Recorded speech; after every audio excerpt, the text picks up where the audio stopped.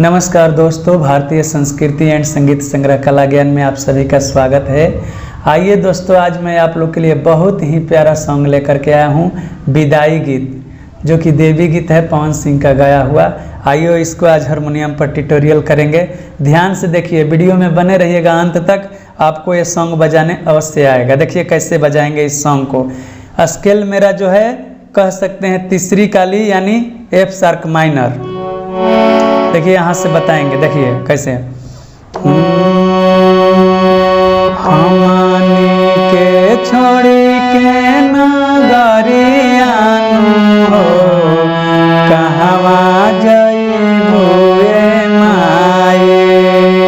हमनी के छोड़ी के नगरिया हो, कहवा जइबू ए माई।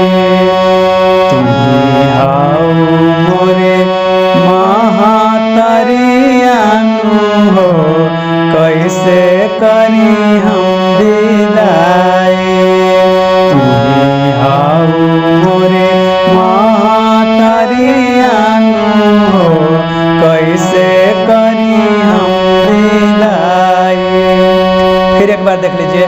हमनी के छोड़ी के नगरिया हो, कहवा जइबू ए माई।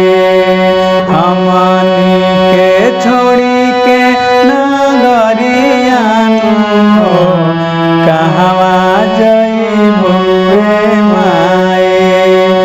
तुम्ही हाउ मोरे महतरिया हो, कैसे करी हम विदाई। अब देखिए इसके बाद अंतरा बजाएंगे। अंतरा देखिए। बड़ा रे जतनमा से मोर